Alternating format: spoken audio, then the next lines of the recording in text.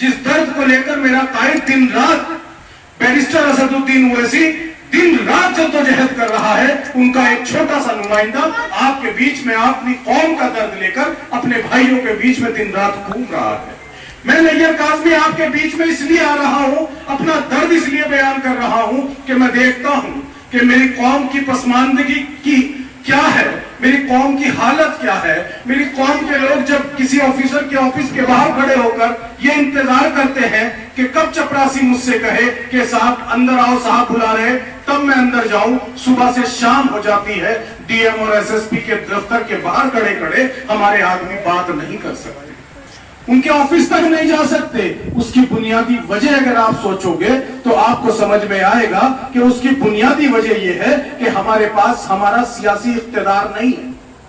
अगर हमारे हाथ में हमारा सियासी इख्तियार हो तो हमारा नुमाइंदा हमसे पहले ऑफिस में बैठा हुआ मिलेगा और फिर हमें किसी चपरासी की जरूरत नहीं पड़ेगी, वो हमें खुद इशारा करके कहेगा कि सब अंदर आ जाओ। यह फर्क आपको महसूस करना है। इस फर्क की इस लड़ाई के लिए आज मुझे और आपको और इस तमाम मजलिस के रुफाका को, तमाम दर बदर जो घूम रहे हैं, गांव गांव जा रहे हैं, वो इसलिए जा रहे हैं कि ये वक्त आया है कि अब आप इकट्ठे होकर अगर एक शख्स के साथ में, जिसको शाहबाज राणा कहते हैं, जिसका निशान उगता हुआ सूरज है, अगर उसको हम वोट कर देंगे तो यकीनन हम वो ताकत हमारे हाथ में होगी कि डीएम जब हमारे से बात करेगा तो उसे सोचने पर मजबूर होना पड़ेगा कि इस विधानसभा में, इस जवालापुर विधानसभा में जो ये पंचायत है, यहाँ का जिम्मेदार कौन है, यहाँ का जिला पंचायत का सदस्य कौन है, इतने सारे प्रधानों के ऊपर जो सदस्य होता है वो यहाँ कौन है, तो यकीनन वो हमारे शाहबाज राणा से जरूर बात करेगा। और जब वो बात करेगा तो हमारा प्रत्याशी, चूंकि जिस पार्टी से जीत के इंशाल्लाह ये वहां पहुंचेंगे, उस पार्टी को यकीनन, आप देखो, आपने अभी आप 2022 में चुनाव हुए विधानसभा के, आप सब लोगों ने इकट्ठे होकर कांग्रेस को वोट दिया। आपने नहीं पूछा रवि बहादुर कौन सी जात का है, कौन सी बिरादरी का है, आपने नहीं पूछा रवि बहादुर कौन है, आपने सबने इकट्ठे होकर वोट दिया और 99.9% वोट मुसलमानों का उसको मिला और वो सदन में जाकर बैठा। लेकिन जब सदन में आवाज लगाई गई तो कांग्रेस का विधायक कहकर बुलाया गया, आपका विधायक नहीं कहा उसे, वो कांग्रेस का विधायक था। आपका वोट तो बेकार था, आपने कांग्रेस को वोट दे दिया। लेकिन जब शाहबाज राणा वहां बैठेंगे जाकर, जब शाहबाज राणा वहां पहुंचेंगे तो तब कहा जाएगा कि ऑल इंडिया मजलिस इत्तेहादुल मुस्लिमीन का जिला पंचायत सदस्य अपनी बात रखे, तब आपका नाम आएगा। आपकी पूरी कौम को, आपकी पूरी कौम की नुमाइंदगी आपको नजर आएगी जब वो कहेगा कि मजलिस का प्रत्याशी जो सदस्य है वो अपनी बात रखे, ऑल इंडिया मजलिस इत्तेहादुल मुस्लिमीन का जो विधायक है वो अपनी बात रखे।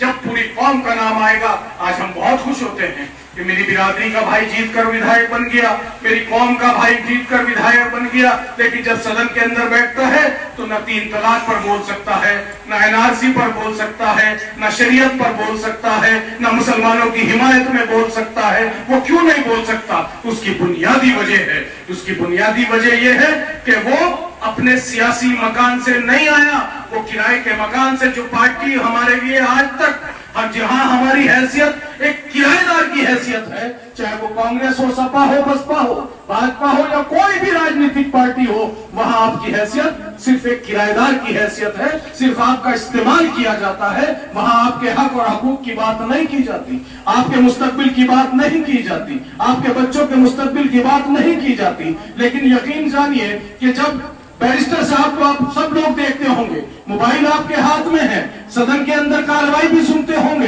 कि पार्लियामेंट में जब कोई शख्स बोलता है, चाहे 3 तलाक का मुद्दा हो या शरीयत का मुद्दा हो या हिजाब का मुद्दा हो, एनआरसी का मुद्दा हो, CAA का मुद्दा हो, लिंचिंग का मुद्दा हो या बिल्किस बानो का मुद्दा हो, मेरे दोस्तों अगर कोई बोलता है तो उस शख्स का नाम मुझे बताने की जरूरत नहीं है। आज हमारे घर का बच्चा उस शख्स को जानता है कि वो शख्स हमारी लड़ाई लड़ता है, और उस लड़ाई लड़ने की बुनियादी वजह यह है कि उसके अंदर अल्लाह का खौफ है, नबी पाक रहमत लिल आलमीन की मोहब्बत है और अपनी कौम की हमदर्दी है। आप बैठे यहाँ हो, अभी टाटा जलालपुर में झगड़ा हुआ था, आप सब लोगों को पता है, भगवानपुर में, टोटा नहीं, वो टाटा पट्टी में बताइए आप कि टाटा पट्टी में झगड़ा हो रहा है और बैरिस्टर असदुद्दीन ओवैसी वहां से मुझे फोन कर रहे हैं फोन करके कह रहे हैं देखो वहां जाकर क्या हो रहा है।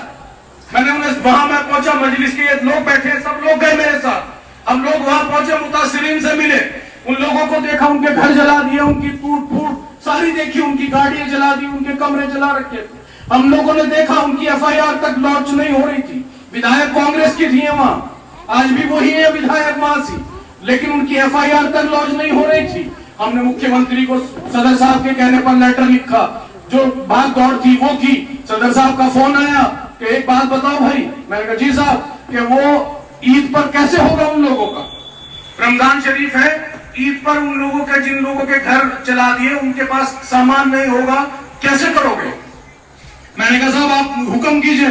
तो कहने लगे तुम वहां एक किट तैयार करो और बाकायदा किट तैयार करके उसमें तमाम चीजें रखो। ये बताना इसलिए नहीं है कि वो मदद की गई, इसलिए बताना नहीं है। मकसद ये है कि वो 3000 किलोमीटर दूर बैठा आदमी, यहाँ के मुसलमान अली मोहम्मद अब्दुल्ला, उनकी ईद का भी ध्यान रखता है। तो इससे बड़ी मोहब्बत की बात और क्या है?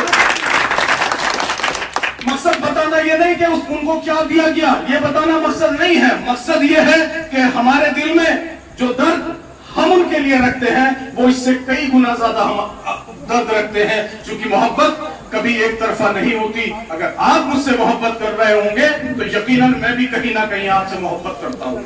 अगर थोड़ी ज्यादा नहीं करता हूँगा, आप ज्यादा करते होंगे, मैं कम करता हूँगा, लेकिन मोहब्बत जरूर करते होंगे। तभी एक दूसरे के लिए आदमी रात के अंधेरे में, आपकी दिक्कतों में, परेशानियों में, आपकी तमाम मसाइल पर खड़ा होता है। वो वहां से खड़े होते हैं। दुनिया की हर खबर देखने के लिए सस्ता मीडिया को सब्सक्राइब करो और साथ में बेल आइकन को दबाएं ताकि लेटेस्ट वीडियो सबसे पहले आप